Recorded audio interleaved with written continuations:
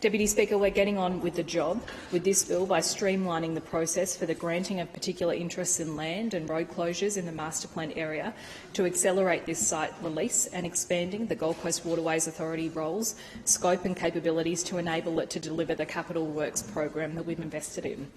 This bill also seeks to clarify the intended scope of the compensation rights under the Planning Act 2016 in relation to an adverse planning change, and include transitional agreements to ensure that affected owners who may have been unable to claim compensation as a result of the current provisions may do so within 6 months of the commencement. The SPIT Master Plan provides a clear example of what can be achieved when you provide clear leadership and take the community with you. I think it speaks volumes about this government's consultative process that we have people with opposing views coming together to support this Master Plan. Deputy Speaker, I commend this bill to the House. Thank you, Member for Gavin. I call the member for Bonnie.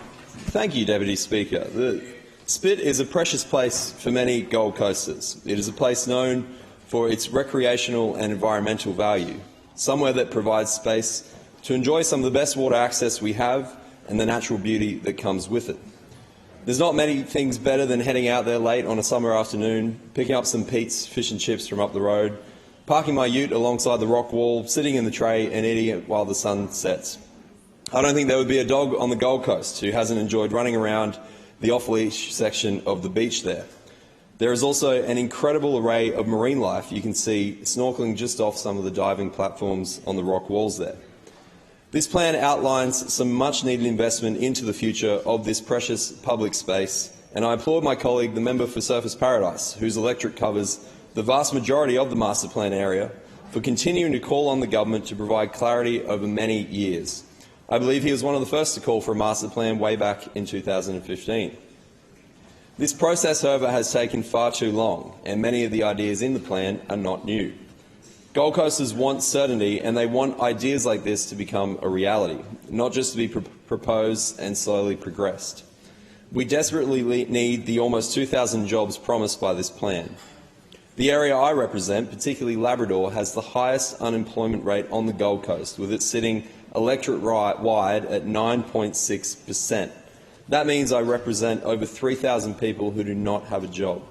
They need projects like this to happen much sooner than on the current timeframe. Delays like this are nothing new. This same minister has carriage of the Gold Coast Health and Knowledge Precinct, a similar big-picture state development project with a similar delivery timeframe set by the government of several decades. Delivery is a generous word to describe what's now strangely called Lumina. 2 years on, this precinct still remains empty. The only deal they have locked in for a site in the precinct is with Griffith University from across the road for the Adapt building. Every other site has no agreement for it. Labor always bring out grand plans with claims they will create thousands of jobs, but there is never any follow-through. We cannot allow the Spit Master Plan to be a repeat of that by this minister. We need development like this and the jobs that come with it. The concerns many people feel about the government's ability to carry this through in an economically viable way is also evident from the report into this bill. On page 12 of the committee's report, we read that submitters raise concerns that the bill does not outline a guaranteed ongoing minimum source of funding beyond the initial $60 million for the Gold Coast Waterways Authority to carry out its ongoing community infrastructure and public realm works and associated duties. There is an opportunity to raise significant revenue from the different elements of the plan, particularly the super yacht marina. But that needs to be managed appropriately and used to further the development of the plan and not just have it go into state coffers. Millions is already being raised from lease arrangements on and around the Spit, let alone the huge amount of registration fees collected from vessels who use the Broadwater. The growth in leases and other revenues from this area should be reinvested into managing these extraordinary assets. But what we see at the moment is not a good indication. The Gold Coast Waterways Authority budget was cut from $8 million in 2018-19 to $6.3 million in 2019-20. This important body is under-resourced. That budget is a pittance for the job they have to do. They only have 30 full-time staff to do it, and I do note that there's talk of them getting extra staff for this new role that they are undertaking, but it will not be enough. We need more dredging to make navigation safer and easier for boats and greater resources for the authority for the Gold Coast Waterways Authority to manage unseaworthy vessels. You can't and shouldn't dredge the whole Broadwater, but there are navigation channels becoming more and more silted, which severely undermines the recreational Member for Chatsworth. value. Minister. Member Bonner, you have the call. Thank you, Deputy Speaker. Navigation channels becoming more and more silted, which severely undermines the recreational value of these waterways for boaties. The designation of Curlew Island as an environmental reserve is a necessary step to protect this significant habitat, and I thank the committee for the recommendation and the Minister for following up on that. It is a little misleading, though. The sandbanks next to the island, just off the Labrador shoreline, are the important roosting areas for these endangered birds. They have been there far longer than any person. Long before the seaway was completed and Waybreak Island was constructed, these sandbanks existed, as is evident even in aerial photographs of the Broadwater from decades and decades ago. The island itself is what has popped up over the last decade or so as vegetation has taken hold and sand has gathered around it. The debate on the merits of naming this island or not is separate to protecting this important part of the Broadwater. I note the Minister has indicated that it is now an environmental reserve with the trustee arrangements being worked out, and I hope that it takes into consideration the sandbanks and not just the island. In relation to dredging, this is not an area that requires dredging. It is not a thoroughfare. The channels around it, yes, they need a lot more work, but these particular sandbanks need to be protected because they have high environmental value. I recently caught up with the Gold Coast Waterways Authority CEO, Hal Morris, and I urged him to install signage on the island as soon as possible, as is outlined in the master plan, so that any visitors will be aware of how important this site is to birds listed as critically endangered by the Federal Environment Department.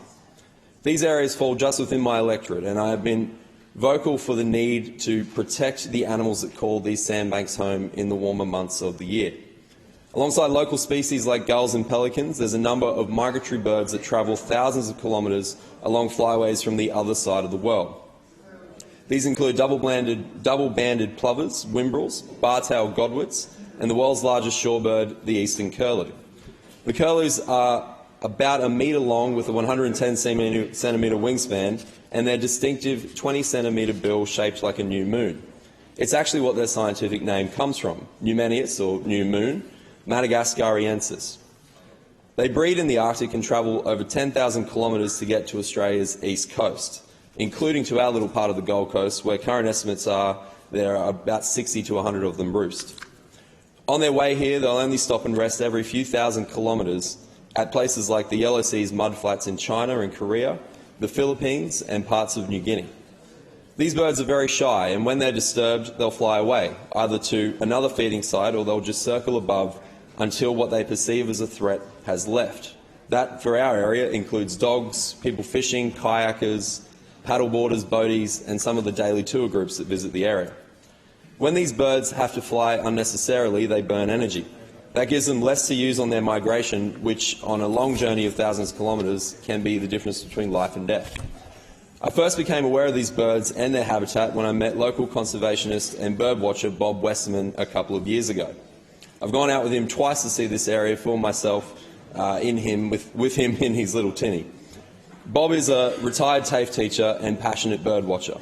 He's been doing it for around 20 years, and he first noticed this roost while he was out with the Southport Volunteer Marine Rescue, and he knew immediately just how special it was. I asked him why birdwatching became so important to him. Why did he care so much about this little part of our Broadwater? He told me it was as he was grieving after the death of his first wife. Watching our local bird life helped him to get through that because it showed him that life was still going on. It literally gave him a reason to live. He's been advocating to protect this important part of our local environment for a decade since then. And even just this morning, Bob reported to me that his colleague had spotted 200 birds around Curlew Island, but within 20 minutes, a woman had brought her dog onto the island and scared the majority of them off. When those birds are disturbed, they end up in the air in a holding pattern between South Stradbroke Island and Curlew Island, which, as I mentioned, really cuts into their energy reserves. Global numbers are declining, but the Gold Coast numbers are holding strong. That makes it so important for us to protect this important habitat so that their numbers don't follow the same trend as we're seeing in other sites. And to conclude, Deputy Speaker, our Broadwater and the Spit are a stunning part of the Gold Coast and of Queensland. We need this investment to happen sooner to ensure that their future is preserved for generations to enjoy. Thank you, Member for Bonnie. I call the member for Ipswich. Thank you, Deputy Speaker. I rise to speak in support of the implementation of the Spit Masterplan Bill 2019. As many members in this House have said, the Spit is a really iconic place on the Gold Coast for lots of people in Queensland, particularly southeast Queensland. And I don't think there's a more enthusiastic fan of the Spit than my dog Juno, who loves going down there and playing on the beach and running around. It's a natural piece of paradise, really, in a concrete jungle. It's a space that attracts both local residents who want to escape to unwind, as well as tourists from out of town. It's home to luxury tourist resorts that welcome thousands of tourists from around the world. It hosts world-class marine tourism enterprises such as diving and surf schools, watercraft hire, whale watching, fishing and tours of the Broadwater. The Spit also has a rich history and a strong sense of community spirit, with volunteer organisations like the 96-year-old Southport Surf Lifesaving Club, the Southport Yacht Club, TS Tyalgum Navy Cadets, Friends of Federation Walk and the Volunteer Marine Rescue. Importantly, the Spit is an environmental oasis in the city, but a world apart, and this is why it's so valued by the local community and by visitors. Over 81,000 people live within 5 kilometres or about a 10-minute drive away from the Spit, and it's seen as a respite from the city where people can enjoy its natural assets. It's home to 47 terrestrial fauna species, including 44 bird species and 3 reptile species. And it fulfils all 5 characteristics as set out by the CSIRO in its Future of Tourism in Queensland report, which makes it an attractive destination for domestic and international tourists, in that it's considered safe and secure, clean, green, friendly and authentic, and worth it. Nature-based, authentic tourism experiences offer opportunities for growth in the Australian tourism market. And in a world where we're losing so much of our natural habitats, areas that offer authentic, nature-based experiences are highly valued. So it's imperative that the Spit be improved as an important community asset for future generations. The Spit Masterplan Bill proposes to fulfil that objective. We want to enhance the public realm of the Spit to create a community space for locals, improve connections to the surrounding marine environment, generate job opportunities through tourism, entertainment and recreation,